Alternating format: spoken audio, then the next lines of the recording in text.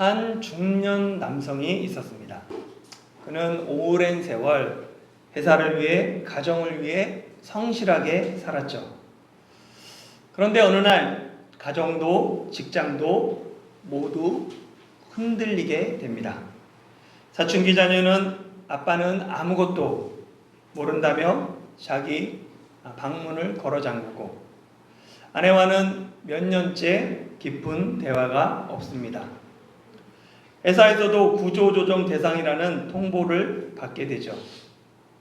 남성은 단지 앞만 보고 열심히 달려왔는데 어디서부터 잘못되었는지 모르겠습니다.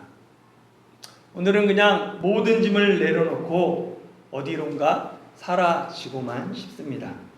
그래서 무작정 서울역으로 향했습니다. 딱히 어디로 가려는 것이 아니라 그냥 답답한 삶에서 자신을 아는 사람도, 자신이 책임져야 할 짐도 없는 그 어떤 곳으로 도망치고 싶었습니다. 서울역에 도착한 남성은 대기실 의자에 앉아서 바쁘게 지나다니는 사람들을 멍하니 바라보다가 갑자기 흐르는 눈물을 주체하지 못하고 하염없이 울어버렸습니다. 그때 그의 옆자리에 한 노인이 앉더니 조심히 말을 걸었습니다. 제 눈에는 당신이 많이 힘들어 보여요. 혹시 실례가 되지 않는다면 제 이야기를 잠깐 드려도 될까요? 저도 한때 이 자리에 앉아서 모든 것을 다 버리고 모두 다 포기하고 싶었던 적이 있었습니다. 그런데 하나님이 여기서부터 나를 다시 시작하게 하셨습니다. 노인은 가방에서 낡은 찬송가 하나를 꺼냈습니다. 그리고 눈물을 훔치며 자신을 바라보는 남성에게 찬송가를 건네며 말을 이어합니다. 이 찬송가가 나를 살렸습니다. 한번 1절만 읽어보세요. 노인이 건넨 찬송가에는 382장 너 근심 걱정 말아라가 펼쳐져 있었습니다. 너 근심 걱정 말아라, 주 너를 지키리. 주 날개 밑에 거하라, 주 너를 지키리. 주 너를 지키리, 아무 때나 어디서나. 주 너를 지키리, 늘 지켜주시리. 그날 밤 남성은 다시 집으로 돌아갔고 며칠 뒤 교회에 나왔습니다. 그리고 그는 기회가 있을 때마다 사람들에게 이렇게 이야기합니다. 저는 모든 것을 뒤로하고 어딘가로 도망치고 싶었던 적이 있었습니다.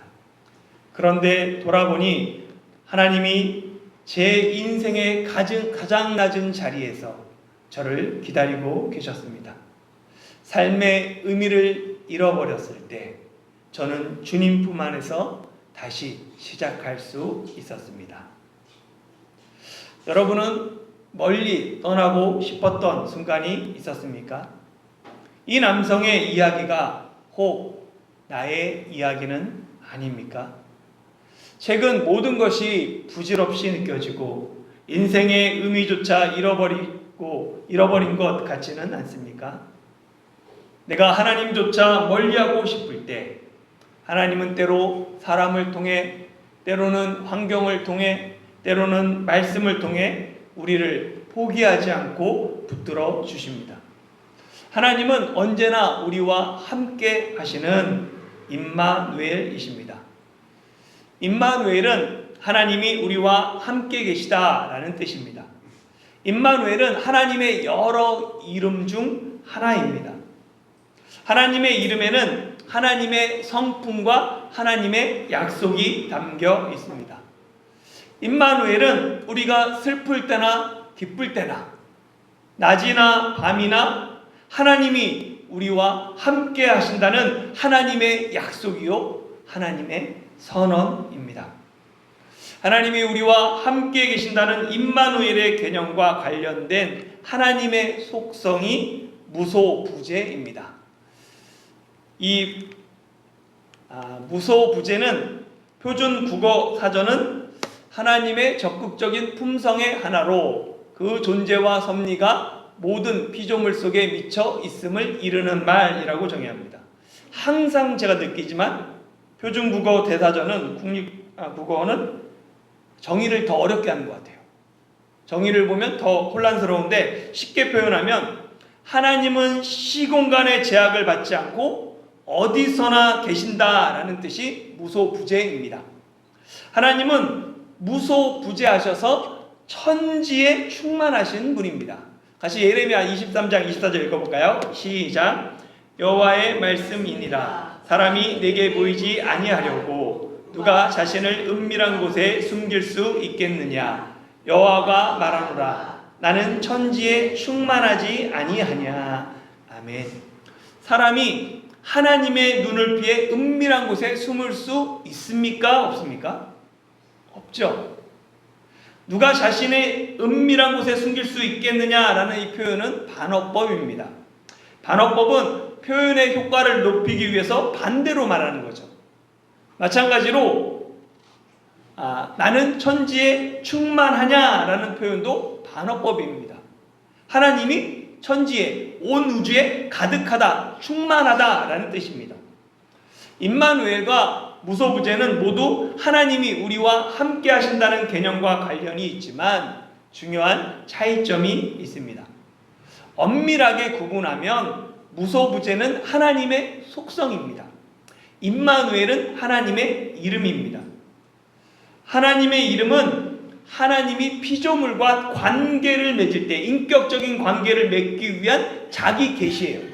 내가 이런 존재다 하면 스스로 계시한 것이 하나님의 이름입니다.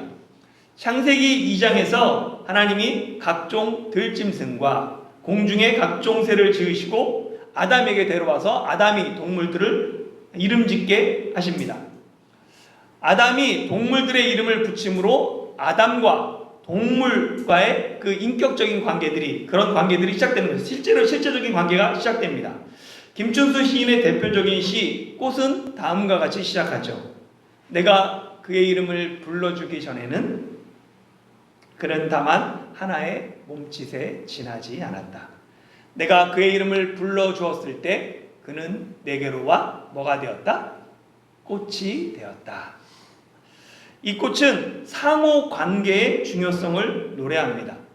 하나님의 이름 역시 상호 관계를 기초한 하나님의 자기 계시입니다.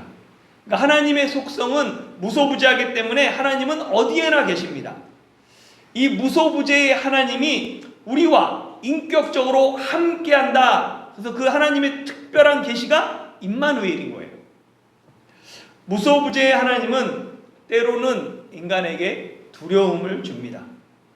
내가 범죄하는 그 순간에도 그곳에 하나님이 계셨다, 하나님이 계신다라는 그 사실은 도둑이 재발절인 것처럼 사람에게 두려움을 주죠.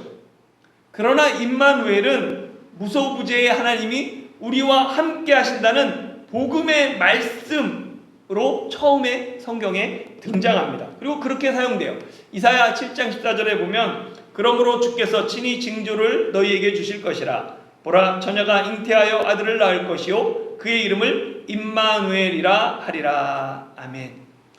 임마누엘이 복음인 이유는 무소부재의 하나님, 어디나 천지에 온 천지에 계신 하나님이 육신을 입고 이 땅에 오실 성육신 사건을 예표하기 때문입니다.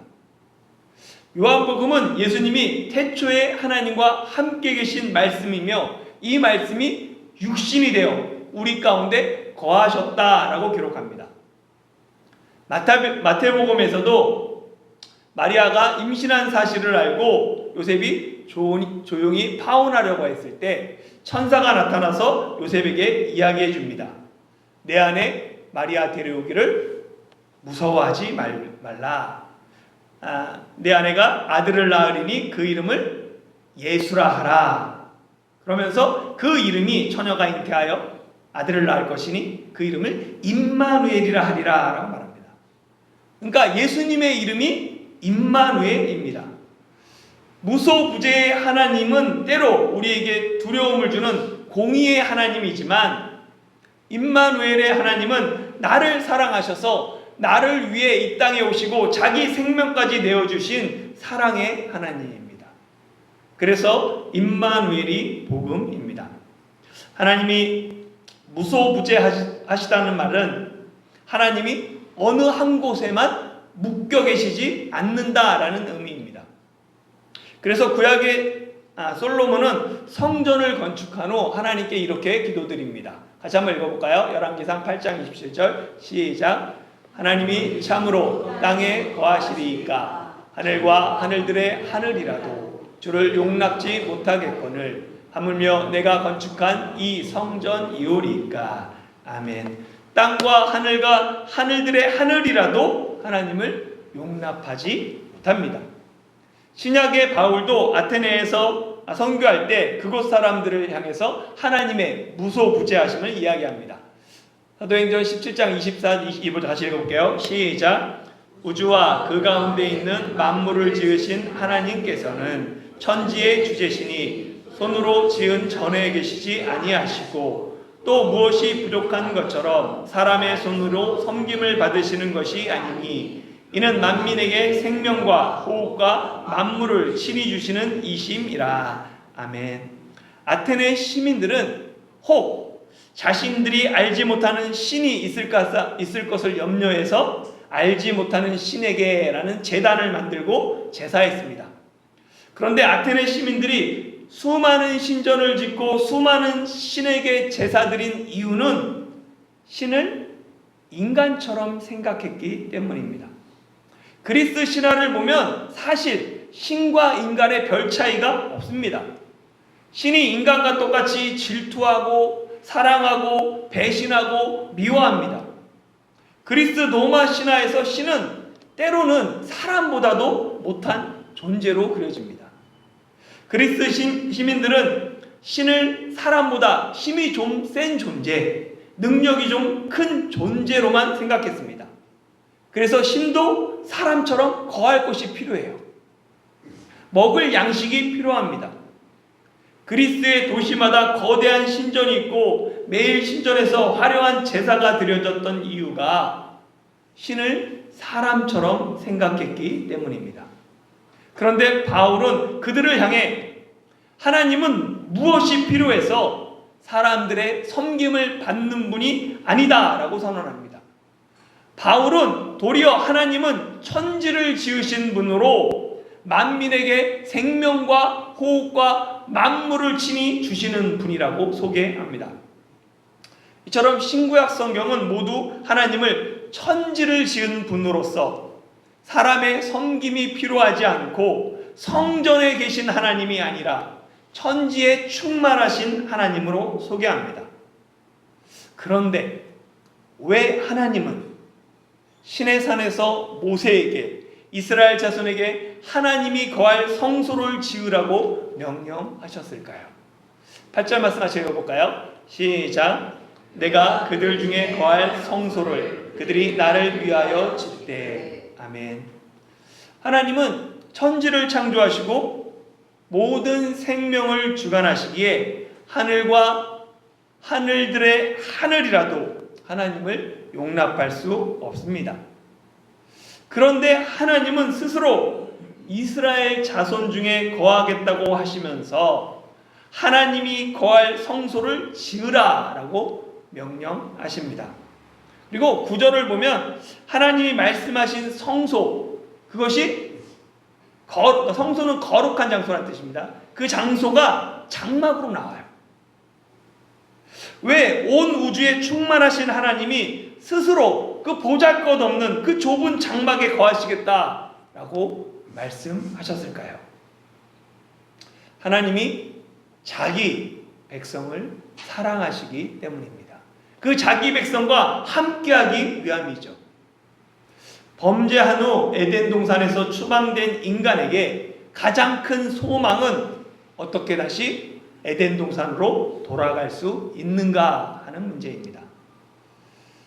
존 밀턴은 복락원에서 예수님이 광야에서 사단에게 승리함으로 아담이 잃어버렸던 그 낙원을 회복하는 길을 열었다라고 노래합니다. 이 존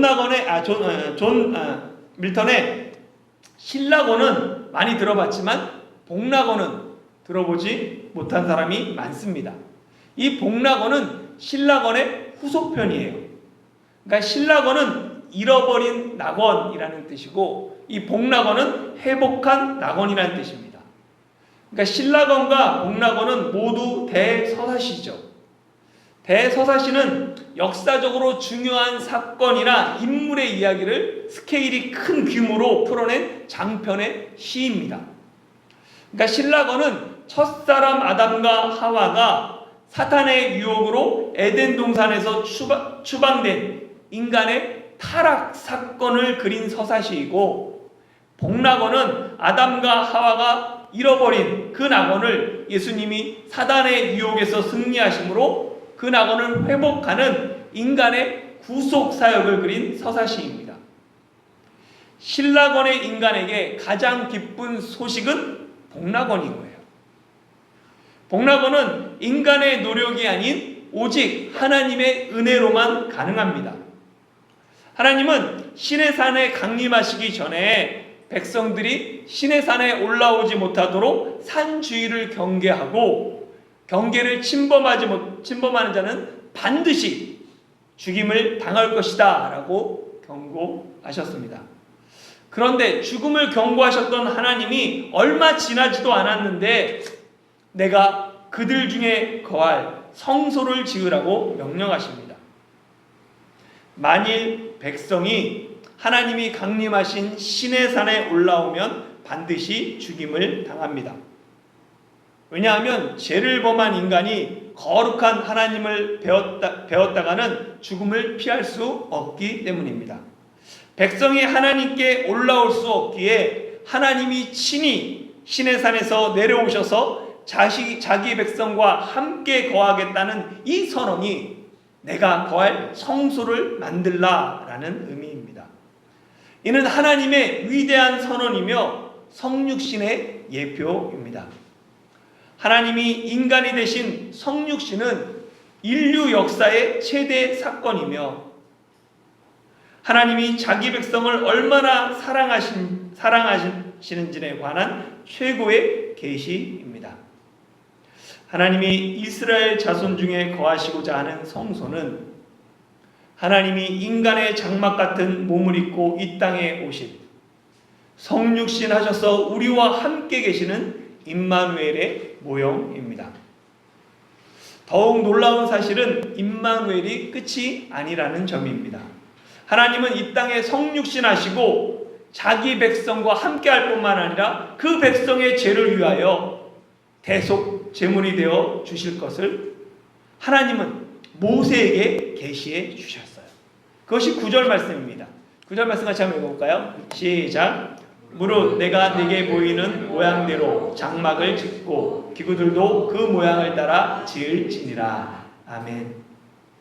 많은 사람이 시내산에서 하나님이 이스라엘 자손에게 주신 것을 십계명으로 알고 있어요.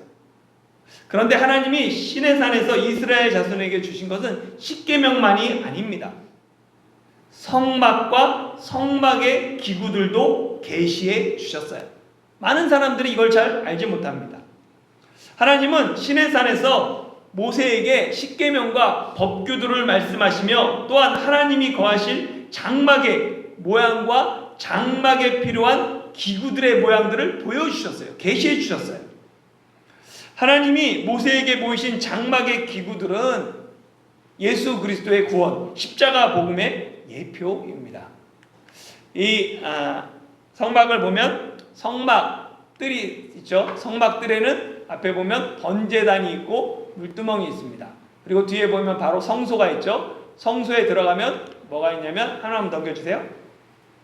성소에 들어가면 왼쪽에 금증대 촛대가 있고 그다음에 오른쪽에 떡상 진설병상이 있고 앞에 분향단이 있습니다. 성소가 있고 휘장이 있고 더 안으로 들어가면 지성소가 있죠. 지성소에는 언약궤, 법궤가 있고 법궤를 돕고 있는 속죄소가 있습니다. 이 모든 것은 예수님의 십자가 대속과 하나님께 나아가는 구원의 여정의 예표입니다. 이에 관해서는 앞으로 성막을 공부하면서 하나씩 살펴볼 예정입니다. 하나님은 성막이나 성전에 갇혀 계신 분이 아닙니다. 그러면 이런 의문이 들어요. 왜 우리가 그럼 성막을 지어야 하지? 어차피 그곳에 하나님 계시지만 그것뿐만 아니라 어디나 계시는데 우리가 특별히 성막을 지어야 하는 이유는 하나님이 공식적으로 성막에 거하겠다라고 특별히 성막을 딱 지정하셨기 때문입니다. 하나님이 자기 백성과 만나는 장소로 성막을 지정하셨습니다. 출애굽기 25장 22절 같이 읽어볼까요? 시작. 거기서 내가 너와 만나고, 여기까지 읽으면 됩니다. 하나님이 내가 거기서 너와 만나겠다, 속죄소위 증거계 위에 있는 그 두 그룹 사이에서 모든 일을 보여주겠다, 말씀하겠다, 이렇게 말씀하세요. 하나님과 사람이 만나는 장소가 성막입니다. 이 성막이 약 480년 후에 솔로몬 때에 가서 성전이 됩니다. 하나님과 만나는 장소인 이 성막과 성전은 모두 예수 그리스도의 모형입니다. 요한복음 2장 19절에서 20절에 보면 예수께서 대답하여 이르시되 너희가 이 성전을 헐라 내가 사흘 동안에 일으키리라. 유대인들이 이르되 이 성전은 46년 동안에 지었거늘 내가 3일 동안에 일으키겠느냐 하더라. 그러나 예수는 성전된 자기 육체를 가리켜 말씀하신 것이라. 아멘. 유월절을 지키기 위해 예루살렘에 올라가신 예수님은 그 성전을 보시고는 이 성전을 헐어라 내가 사흘 동안에 일으키리라 라고 말씀합니다. 이에 유대인들은 예수님의 말을 듣고 깜짝 놀라죠. 그리고 예수님께 묻습니다. 이 성전은 헤롯 대왕이 46년 동안 지었는데 어떻게 내가 3일 동안에 짓겠느냐. 그런데 예수님이 말씀하신 성전은 예수님의 자기 육체였습니다. 제자들은 예수님이 죽으신 지 사흘 만에 부활하신 후에야 예수님이 말씀하신 성전이 예수님의 육체라는 것을 깨닫게 됩니다. 이제 우리는 예수님의 희생과 부활을 통해 더 이상 성막이나 성전에서 하나님을 만나는 것이 아니라 예수님 안에 있으면 하나님을 만납니다. 성소와 성전은 예수님의 모형입니다. 예수님이 오시기 전까지 특별한 장소로 지정되었지만 예수님이 이 땅에 오셔서 우리와 함께하는 임마누엘이 되셨기에 성막과 성전의 기능은 끝이 났습니다. 그렇기 때문에 예루살렘 성전은 돌 위에 돌 하나도 남김없이 철저하게 무너져 역사 속에서 사라져 버린 것입니다. 예수님이 승천하신 후에는 교회인 우리가 하나님이 자기 백성 중에 거하는 성소가 됩니다. 고린도전서 6장 16절 17절 같이 읽어볼까요? 시작. 너희는 너희가 하나님의 성전인 것과 하나님의 성령이 너희 안에 계시는 것을 알지 못하느냐. 누구든지 하나님의 성전을 더럽히면 하나님이 그 사람을 멸시하시리라. 하나님의 성전은 거룩하니 너희도 그러하니라. 아멘. 하나님이 계신 곳이, 하나님을 모신 곳이 하나님의 거룩한 성전입니다. 내 안에 하나님을 모심으로 이제 내가 하나님의 성전입니다. 예수님의 승천과 성령님의 강림으로 이제 우리는 내 안에 계신 주님, 내 안에 계신 성령님을 통해 하나님을 모시게 됩니다. 우리 몸이 하나님을 모신 거룩한 성전이기에 하나님의 성전이 거룩한 것처럼 우리도 세상에서 거룩한 성전의 삶을 살아가야 합니다. 하나님이 자기 백성 중에 거할 성소는 요한계시록에 가서야 비로소 완성됩니다. 요한계시록 21장 3절과 4절에 보면 내가 들으니 보좌에서 큰 음성이 나서 이르되 보라 하나님의 장막이 사람들과 함께 있음에 하나님이 그들과 함께 계시리니 그들은 하나님의 백성이 되고 하나님은 친히 그들과 함께 계셔서 모든 눈물을 그 눈에서 닦아 주시니 다시는 사망이 없고 애통하는 것이나 곡하는 것이나 아픈 것이 다시 있지 아니하니니 처음 것들은 다 지나갔음이로라. 아멘. 하나님이 자기 백성 중에 거할 성소는 새 하늘과 새 땅에서 완성됩니다. 하늘로부터 내려오는 거룩한 성 새 예루살렘은 마치 하나님이 백성들과 함께 있었던 하나님의 장막과 같을 것입니다. 창세기 17장에서 하나님이 아브라함에게 약속하신 그 언약 중에 내가 영원한 언약을 세우리니 너와 내 후손의 하나님이 되리라 라는 이 언약이 요한계시록 21장에 가서 완벽하게 성취됩니다. 하나님의 장막이 사람들과 함께 있음에 그들이 하나님의 백성이 됩니다. 그날에 하나님이 친히 자기 백성과 함께 계셔서 그들의 모든 눈물을 닦아주시고 다시는 사망이 없고 다시는 애통하는 것이나 다시는 곡하는 것이나 다시는 아픈 것이 없는 하나님 나라가 완성될 것입니다. 사랑하는 성도 여러분, 우리의 마지막은 이미 정해져 있습니다. 하나님 나라에서 우리는 하나님과 함께 행복한 삶을 살 것입니다. 그때까지 비록 우리의 삶에 사망과 애통과 곡과 아픔이 있을지라도 하나님이 임마누엘로 우리와 함께 하십니다. 하나님의 장막이 우리와 함께하는 그날까지 이스라엘 자손이 정성을 다해 기쁜 마음으로 하나님께 예물을 드렸던 것처럼 우리에게 주어진 삶의 자리에서 기쁜 마음으로 구별된 성전의 삶을 살아가는 움직이는 교회인 저와 여러분이 되시길 예수님의 이름으로 축원합니다.